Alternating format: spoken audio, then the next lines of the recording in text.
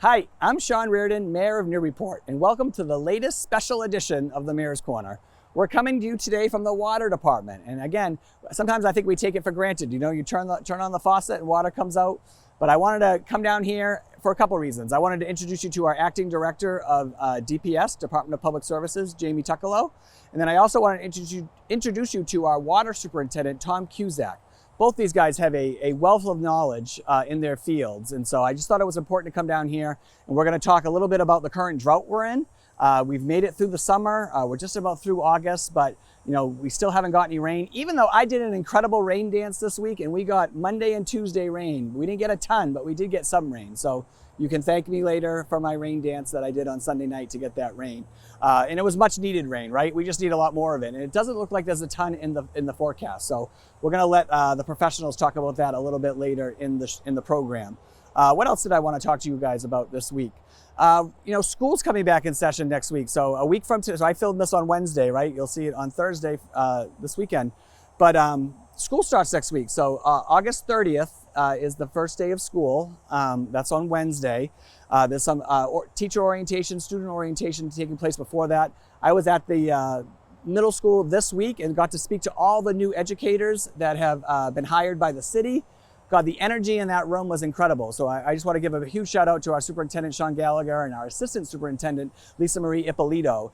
You could really feel the energy in the room, and people were really excited, one, to be working in such a great school district like Newburyport, but two, they're just excited to get the kids back and you know, and get the learning started. So we're excited for that, especially after the last couple of years of the pandemic. You know, this is that first year we're coming back where we're not thinking about masks, we're not thinking about you know, concerns around COVID, even though, you know, we do have it here in the city. But I think this is the first year we're going to get back to kind of almost back to normal with our school and then our after school program. So we're excited for that.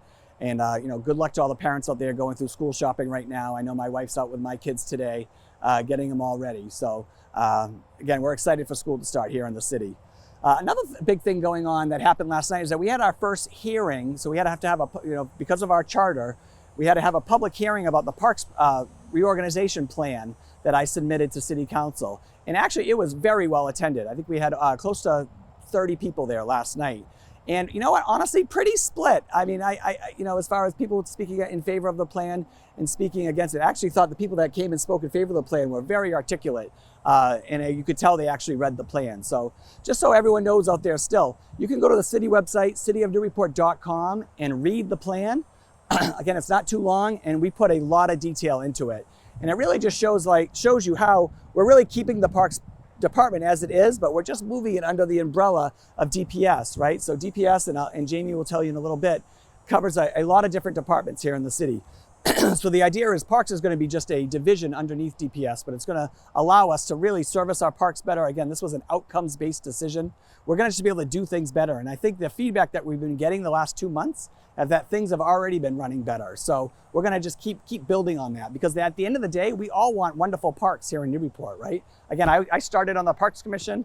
I went on to be on the school committee, and then I ran for mayor. But the parks, especially for a kid that grew up here and visiting those parks every day, parks are incredibly important to me. So this plan is just incredibly exciting. And last night was good. I'll tell you what was good about too, the people that didn't agree with the plan, I had some great conversations with them last night too. So this is just a reminder, you know, please come talk to me. I have open office hours this week, Thursday and Friday. But you know what, even if it's not open office hours, call and make an appointment. Come in and talk to me. I love talking to people about the plan, because I do think there's so much misinformation out there about the plan. And I think if people take the time to read it, they're going to say that this makes a whole lot of sense for the city of Newburyport. And so we're excited about that. You know, speaking of misinformation, I will say, please reach out to my office. I think there's a lot of things being printed that's really just telling one side of the story.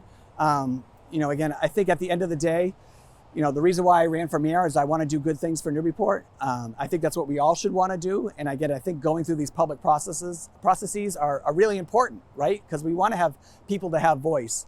But at the end of the day, you know, we have to move forward, right? I think a lot of people are still disappointed that I moved on from a city employee because it didn't fit into the plan. And I really thought that position was really ineffective. So by removing that position and moving this under DPS, I just think we're gonna be able to service our parks, our 26 parks here in Newburyport, so much better.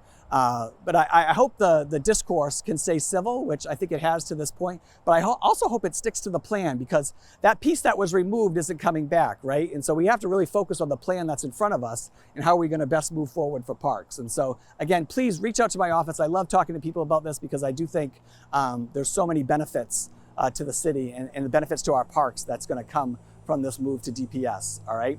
Anyways, that's enough about parks. What else is going on? Like I said, we're at the water department today. So let's go inside. We're going to talk to Jamie Tuccolo, our new acting director of Department of Public Services. And we're going to talk to Tom Cusack, our water superintendent, and find out about a couple of projects going on in the city around our water department that's just starting the design phase. And then we're going to talk about the drought and what restrictions might be coming down the road. Let's go ahead inside. Hey, Mr. Hey, Mayor. Jamie, how you doing? Good to I'm see well, you. sir. Nice to see you as well. All right. Hey, everyone. It's Sean Reardon, Mayor of Newburyport here. We are at the Water Department today for a very special Mayor's Corner, but I wanted to bring on Jamie Tuccolo real quick. So Jamie just took over as acting DPS director. So I guess wanted to introduce Jamie to the public if you don't know him already. I mean, DPS is a huge department in the city. So I wanted Jamie to just tell us a little bit about himself and what really falls under DPS and how we're going to move forward. Thank you, Mr. Mayor. Hi, my name is Jamie Tuccolo. I am currently the acting director of DPS. I have 23 years of municipal government. 14 of those years have been here in Newburyport as the sewer superintendent, and now then 4 years as deputy director and now acting director. Under the DPS umbrella is highway, water, sewer, and hopefully in a couple of weeks, parks. We take any and all projects on. We try to do our best. We try to do the best for the residents of the city and make the water flow and the toilets flush. That's a big deal, right? Water flow, toilets flush. So we're here today to talk to Tom Cusack, who's the water superintendent. And just there's a lot of things going on with our water supply here in Newburyport, right? So I wanted to ask Tom a few questions about the summer and some of the things that are going on, particularly around the drought here in Newburyport. And we're also going to talk to Tom about two really big, important capital improvement projects that just got approved for funding for some initial design. But I'm going to have Tom talk about each of those projects and just let you know why they're so important. So let's go find Tom. He's around here somewhere. Hey, it's your Mayor, Sean Reardon here. We're still at the Water Department. I want to introduce Tom Cusack. He's our water superintendent. He's in charge of this whole facility. And again, the reason why we turn on the faucets and have water is because of Tom here and the work of his great staff. So we're here today to talk about a lot of things water related, right? So I'm going to turn it over to Tom, maybe tell us a little bit about himself and the facility, and we're going to kind of wander into the filtration room, and we can talk a little bit more about that process. Sure, absolutely. So yeah, my name is Tom Cusack. I've been in the industry for about 32 years, operations and management. The facility that we have here is a 4.5 million gallon per day surface water treatment facility. It's pretty common for multiple communities would be running systems similar to this. Where we are right now is the filter area where we have two filters side by side. Typically, filtration plants are split down the middle for redundancy purposes. If one train, we call it a train, each side is a train. If one train fails, we have another one to go back up on and still continue the filtration process. Just a kind of a quick note, because some of the complaints that we get in town are related to taste and odor, and I think it's important to realize that the city has invested a lot of time and money and effort into their facility here. Over the years, things have changed from regulation-wise, and there's certain processes that needed to get updated. This particular process here is just basically a multimedia filter, which means they do not filter taste and odor out of the water. If we were to try to filter taste and odor out of the water, which is strictly driven off of organics, that would be a granular activated carbon filtration process. And that's something that we may discuss down the road as time goes on. Obviously, the mayor indicated we're pretty busy. There's a lot of projects that we've been looking at from a source to tap approach, I like to kind of call it. And this would just be one that's in the middle from the treatment plant standpoint. Yeah, so we have a lot. We actually have a lot of projects in the pipeline, but the two that I wanted him to touch on a little bit is, one is this really big one, and it's this Indian Hill Reservoir pipeline project that we did just get some funding for some preliminary design. So why don't you talk about that one first, just a couple minutes about the importance of that project and why it really checks off a lot of boxes for like what we're trying to do to protect our water supply here in Newburyport. Absolutely. So the Indian Hill project is in my opinion one of the most important projects that the city's looking at right now, and that will basically take our reservoir system and build in a lot of redundancy in our operations. And by that I mean we'll be able to essentially turn on and off our reservoir system, which consists of 3 reservoirs that are located primarily in West Newbury in a cascading configuration. And we have one intake that's at the lower artichoke. You can see it on 113 when you go by there. You see that dam there. That's actually where we actually pull all the water in and bring it into this facility here. So putting in a pipeline from up at Indian Hill really checks off the boxes in resiliency for any kind of climate change, backwater event, and by that I mean any kind of storm surge that might threaten the lower artichoke. We'd potentially operate around that. Also, any kind of algal bloom activity, which the city is now trending to see a little bit more of that. Unfortunately, that is somewhat related to the phosphate loading and basically climate change and the higher temperatures.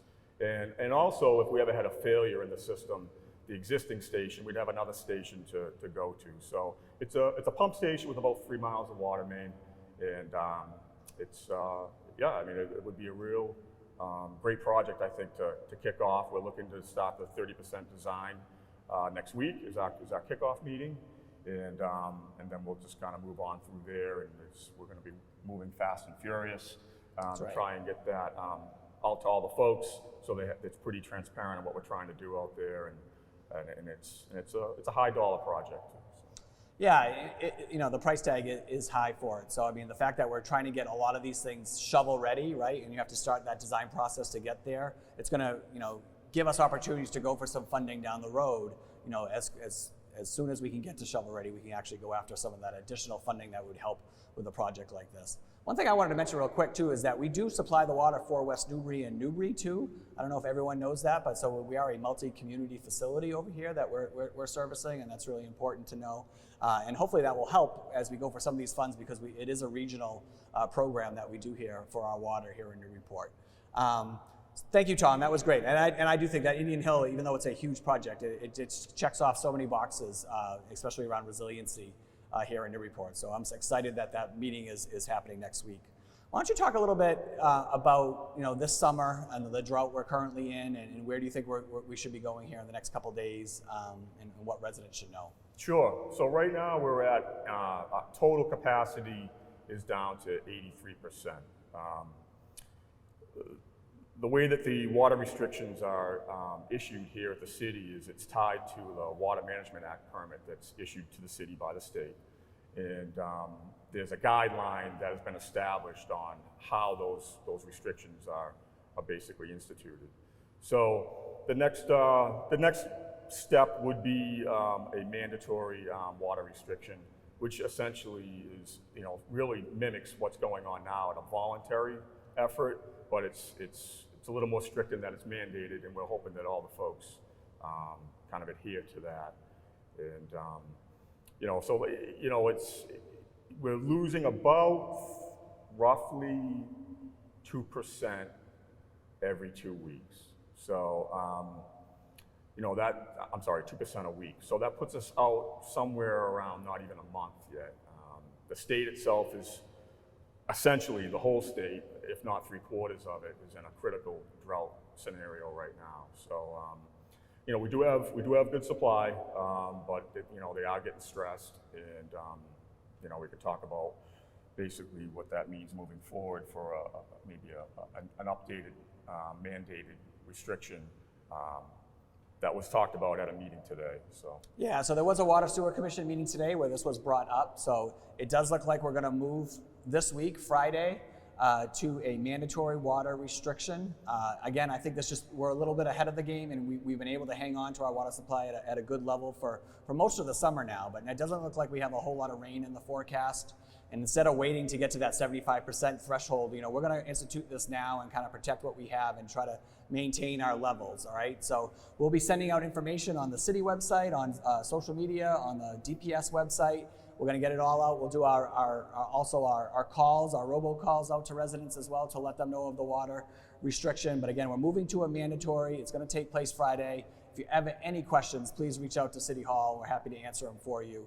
But I just think this is the most responsible thing to do. I feel like we've got through the tough part of the summer, and if we can get through these next few weeks and all pitch in as a community, again, it's gonna do that much better for our water supply. So that information is coming your way, and I think that's good, Tom. Thank you for all the information. Every time I come here, I learn something. This is a fascinating. Again, this isn't my wheelhouse, so I appreciate Tom's knowledge. He's been in the business for so long, and we're just so lucky to have him here in Newburyport. Yeah, no, this is great. I'm glad that you're putting this on. It's great for the folks at home to see what we do. Sometimes, you just turn that faucet on and it's there, and that's right. It takes a little bit for us to get it there, and we got a big team behind us, and they do a great job. So. Absolutely. All right. Well, thank you, Tom. I'll see you soon, and stay tuned for those information about the water restrictions. It's going to be coming your way this Friday.